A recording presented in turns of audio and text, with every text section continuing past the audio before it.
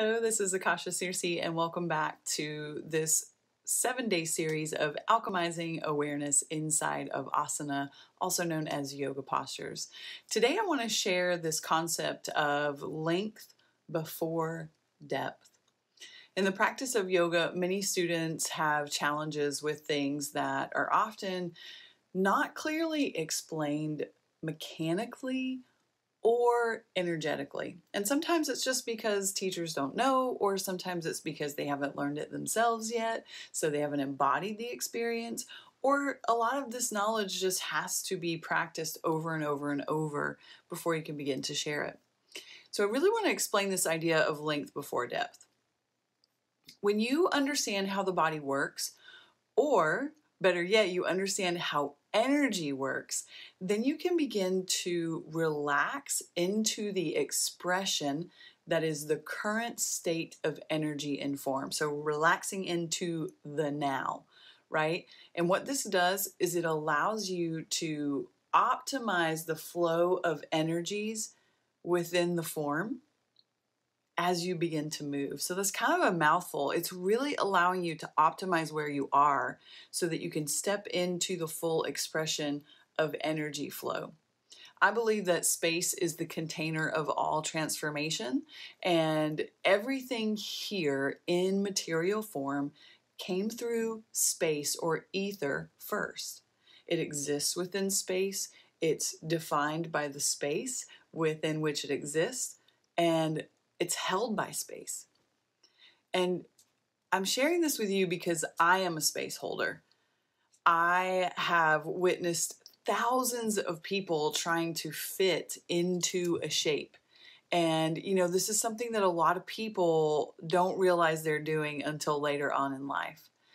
I really feel like trying to fit into a shape doesn't really allow you to present the energy that's in that moment to unfold in a way that allows it to transform, right? If you're trying to wedge something into a shape, like our physical body into a shape that it's not ready for, it actually really creates more energetic problems. So this idea of length before depth, it directly relates to how energy naturally moves. For example, in a twist, right? Many people often feel like they cannot breathe in a twist if they twist the spine, or they feel like it's hard to find the full expression. Why doesn't this feel right? So there's a physical reason for this. And that reason is that when we spiral the spine, right, we actually decrease the spinal column length by about 20%. So we're losing a massive chunk of length when we spiral, right? But if we pause before we go into that spiral and we assess the current flow of energy, and then we move axially, which is creating length, so vertically up and down, right? Then what happens is we're going to find that the spine will actually move into this new layer of depth that's been created. It's actually going to go into the space because you created length. In back bends, more length equates to a natural sense of depth in the experience of the back bend. And I'm going to explain this in another video down the road together inside of this playlist. Another place that we could really apply this concept of length before depth, or really a principle, it's not a concept, this is a principle of energy, is stepping forward into the lunge. This is a place where a lot of people have a challenge.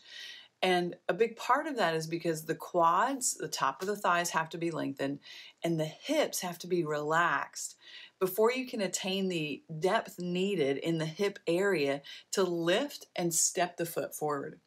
And this is really consistently something that I see. I can't tell you how many videos I see here on YouTube where, students want to understand how to do this step forward. And it's often like the biggest challenge, not only for new students, but advanced students. And this is actually what we're going to focus on in one of the videos today.